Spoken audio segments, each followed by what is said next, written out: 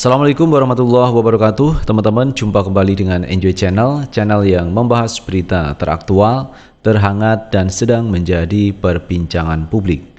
Sahabat Enjoy Channel, kali ini yang akan kita bahas terkait Pilpres 2024.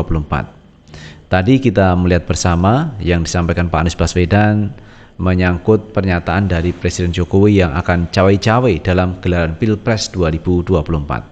Jadi Pak Jokowi akan cawe-cawe, akan ikut ambil bagian dalam pemilu dan Pilpres 2024. Nah, cawe-cawenya Presiden Jokowi ini menimbulkan kekhawatiran banyak pihak. Sehingga banyak pihak itu yang lapor ke Pak Anies Baswedan. Khawatir kalau terjadi bahwa pemilu nanti tidak fair, pemilu nanti tidak adil, pemilu nanti ada penyimpangan dan sebagainya. Namun dengan bijak Pak Anies menyampaikan tidak perlu khawatir dengan hal-hal seperti itu.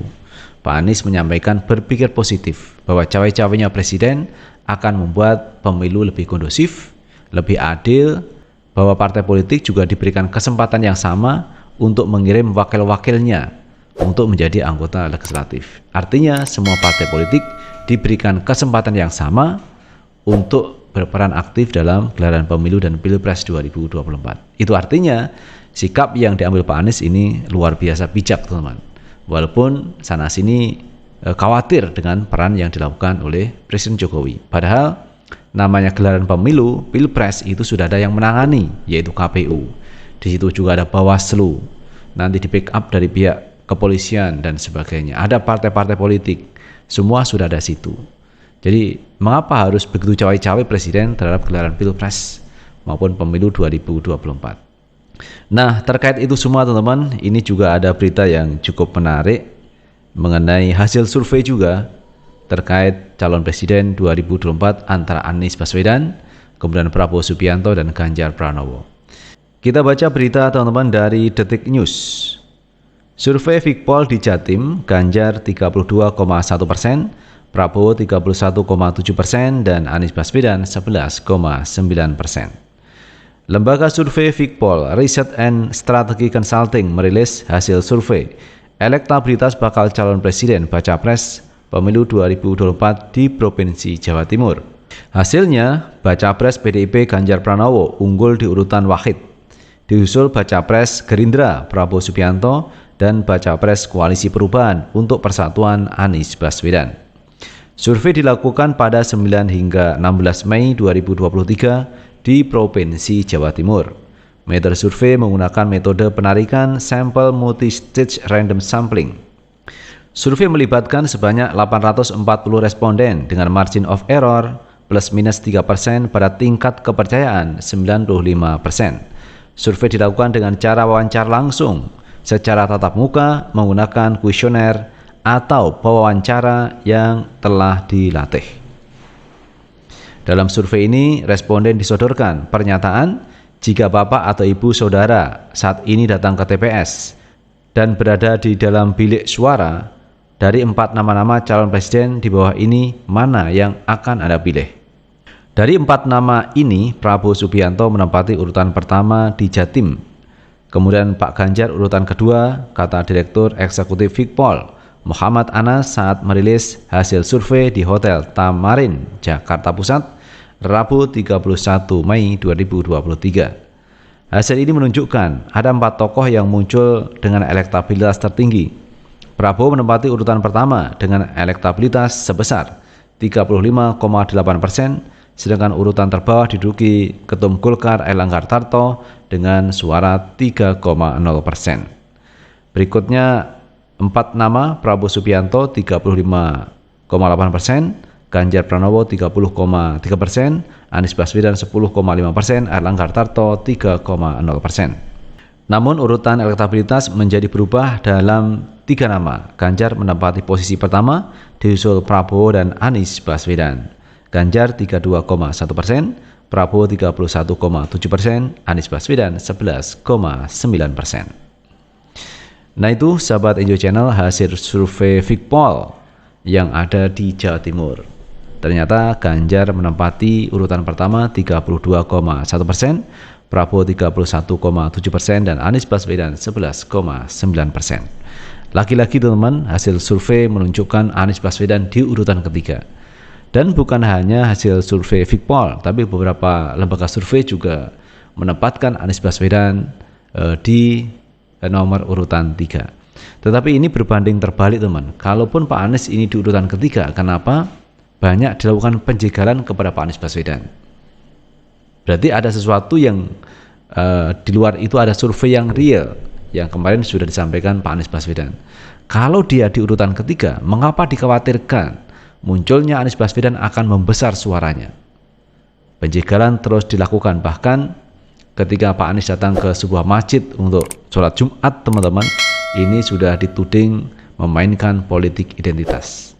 Tetapi ketika ada calon presiden sebelah, teman ya, yang kemarin itu datang ke masjid, ternyata tidak disebut dengan memainkan politik identitas. Jadi politik identitas itu disematkan atau distempelkan kepada Pak Anies Baswedan. Tetapi jika lawan menggunakan masjid untuk bersilaturahmi, itu tidak disebut dengan politik identitas. Jadi yang disebut politik identitas adalah untuk Pak Anies Baswedan. Dan ini sudah umum dinyatakan oleh pihak lawan politik. Pak Anies memainkan politik identitas karena menggunakan masjid untuk kampanye, menggunakan masjid untuk sosialisasi. Nah, itu disematkan kepada Pak Anies. Sementara ketika dia itu berada di pondok pesantren, ketika berada di masjid, itu tidak disebut dengan politik identitas. Nah, itulah teman-teman yang terjadi sekarang. Jadi silakan warga masyarakat memilih siapakah calon presiden yang diinginkan untuk pemilu 2024. Karena semua tergantung dari warga masyarakat. Tetapi tadi saya mendengar apa yang disampaikan Pak Anies Baswedan bahwa pemilu 2024 harus diisi dengan ide dan gagasan, kemudian yang kedua rekam jejak, yang ketiga program. Jadi ide dan gagasan sebagai sarana untuk menyampaikan program-program, teman, untuk menyampaikan sesuatu kepada warga masyarakat. Yang kedua tentang rekam jejak. Rekam jejak itu meliputi apa yang dilakukan selama ini sebelum menjadi calon presiden. Kalau Pak Anies rekam jejaknya cukup jelas. Sebelumnya ini Pak Anies menjadi gubernur DKI Jakarta. Banyak prestasi yang ditorehkan Pak Anies Baswedan. Itu rekam jejak. Keberpihakan Pak Anies kepada warga masyarakat Jakarta ini luar biasa. Pembangunan Pak Anies juga sudah banyak di Jakarta. Jadi itu rekam jejak. Kemudian program ke depan. Ini yang juga disampaikan Pak Anies, program tentang kemiskinan, bagaimana cara mengatasi kemiskinan, kemudian bagaimana memberdayakan masyarakat, membuka lapangan pekerjaan, dan sebagainya. Kemudian keadilan juga begitu diperjuangkan Pak Anies. Itulah program-program ke depan yang akan diperjuangkan Pak Anies jika Pak Anies menjadi Presiden Republik Indonesia. Jadi benar apa yang disampaikan Pak Anies Baswedan, ide dan gagasan itu harus ditonjolkan dalam gelaran pemilu 2024. Kenapa ide dan gagasan? Itu penting, teman ya. Karena dengan ide dan gagasan ini menjadi dasar untuk melangkah ke program berikutnya. Program apa yang akan dicanangkan Pak Anies?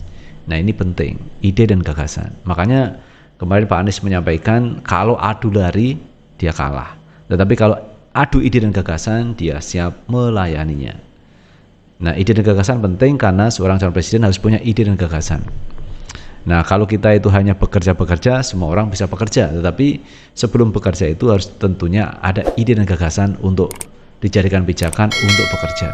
Jangan sampai kita bekerja dulu, baru muncul ide dan gagasan. Itu sahabat Enjoy Channel yang bisa kita bahas kali ini. Dan sebelum kita berakhir, teman-teman ya, saya menginformasikan bahwa saat ini kita punya yang namanya PT Smart People Management yang bergerak di bidang host live streaming di Snack Video. Jadi bagi teman-teman yang tertarik untuk menjadi host live streaming Snack Video, bergabung dengan kita di Smart People Management. Syaratnya teman-teman ya, teman-teman punya aplikasi Snack Video yang followernya paling tinggi 1000, kemudian paling bawah sekitar 10 follower, teman. Itu bisa gabung di host live streaming Snack Video. Dan ketika kita sudah masuk menjadi host agensi Snack Video, maka kita lakukan tugas-tugas target minimalnya adalah kita live streaming dalam 7 hari selama 1 bulan. Jadi dalam sebulan itu kita live streaming hanya 7 hari, minimal live streaming itu 1 jam tiap hari. Kemudian diamond yang kita dapatkan 3000 diamond dalam sebulan, kemudian posting 3 video dalam sebulan. Nah, untuk lebih jelasnya teman-teman silahkan kontak di nomor HP kita yang ada di atas ini, 085 259159506. Nanti kita akan tindak lanjuti karena ownernya itu saya sendiri, Enjoy Channel News. Nah, teman-teman silakan daftar untuk masuk di host agency official guna mendapatkan pendapatan atau gaji tiap bulan. Kurang jelasnya silakan komen di kolom komentar atau teman langsung di nomor HP kita, nanti kita tindak lanjuti. Terima kasih teman sudah menonton video ini. Jangan lupa tetap like, subscribe, share, dan komen di channel ini agar kita bisa membangun channel ini menjadi lebih baik lagi. Sukses selalu. Assalamualaikum warahmatullahi wabarakatuh.